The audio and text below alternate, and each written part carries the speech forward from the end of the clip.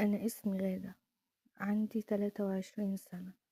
أنسة مش متجوزة، عايشة في محافظة الجيزة في إمبابة، وقاعدة أنا وماما لوحدنا لأن والدي توفى وأنا صغيرة، وأنا كنت بنتهم الوحيدة.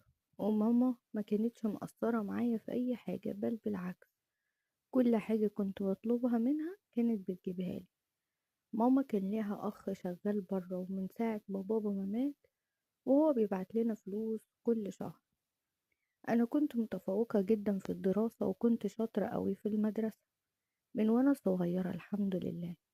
دخلت كلية الصيدلة وجامعة عين شمس، وبعدها اتخرجت من الكلية بتقدير جيد جدا. بعد ما خلصت واتخرجت ما بقيتش قادرة أقعد في البيت، بقيت أحس بزهق، لأن أنا كنت متعودة أيام الدراسة إن أنا بنزل وبخرج وبروح وباجي، إنما من ساعة ما اتخرجت وأنا قاعدة في البيت بقيت أحس بملل، وإني ما كنتش بتعلم السنين دي كلها علشان في الآخر أقعد في البيت وما اشتغلش.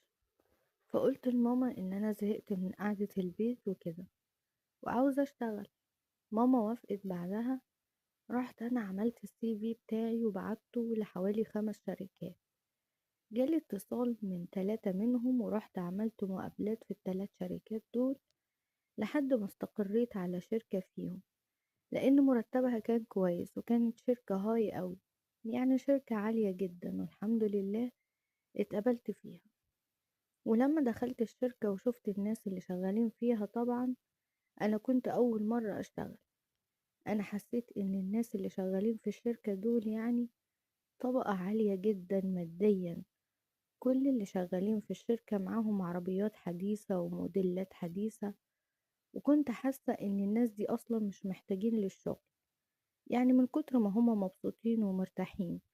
وكنت حاسة ان هما بيجوا الشغل كده علشان يغيروا جو مش اكتر. بعد ما اشتغلت حوالي شهرين في الشركة، طبعا اتعرفت على الناس اللي في القسم معايا. هما 3 بنات وشابين اكبر مني بحوالي 3 سنين.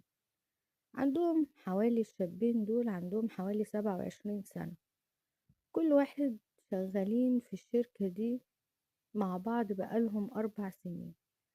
فطبعا هم أصحاب جدا واخدين على بعض جدا. وطبعا لما قربت منهم عرفت ان هم بيخرجوا بعد الشغل ويتفسحوا وبيسهروا برا ومقضينها يعني بالبلدي كده.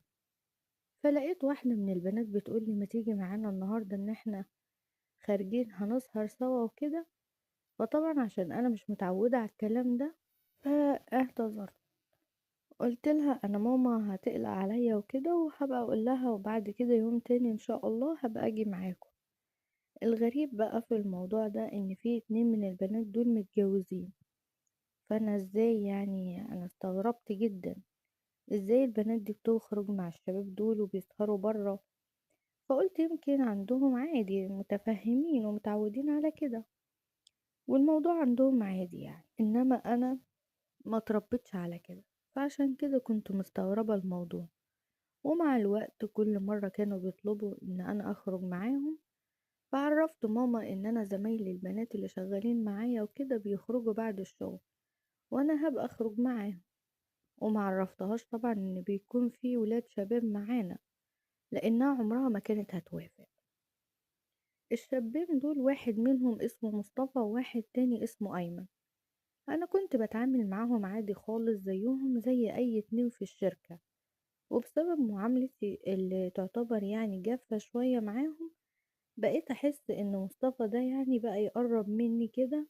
حسيت ان في حاجة من ناحيته، يعني بحكم شغلنا طبعا احنا ارقامنا مع بعض، يعني انا معايا ارقامهم وهم معاهم ارقامي. فبقيت الاقي كل يوم بعد ما اروح الاقي اتصال من مصطفى يطمن عليا ويشوفني وصلت البيت ولا لا.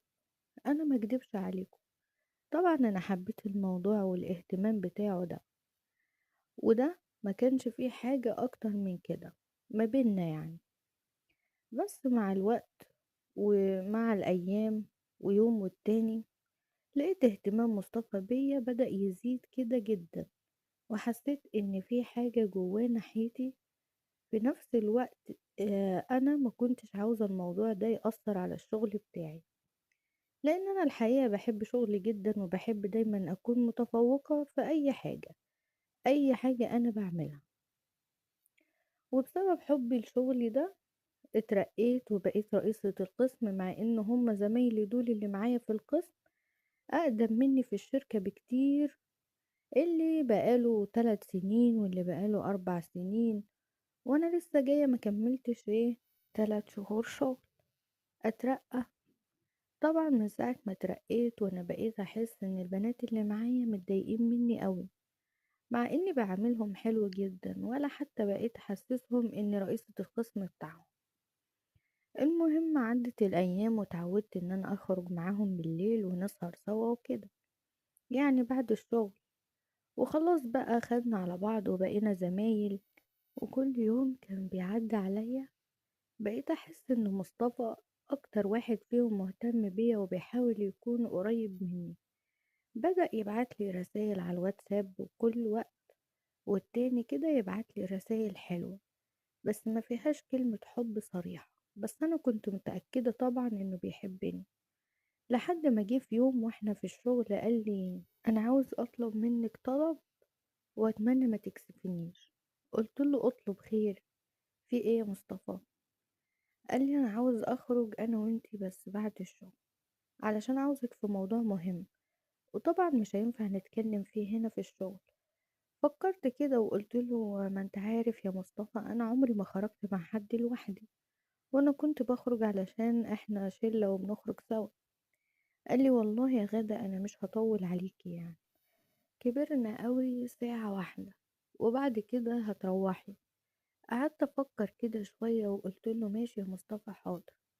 خلصنا الشغل في اليوم ده وقال لي حاولي تأخري نفسك شوية بحيث إن كل زمايلنا في القسم بتاعنا يعني يمشوا، وبعدها احنا هنمشي على طول بالعربية.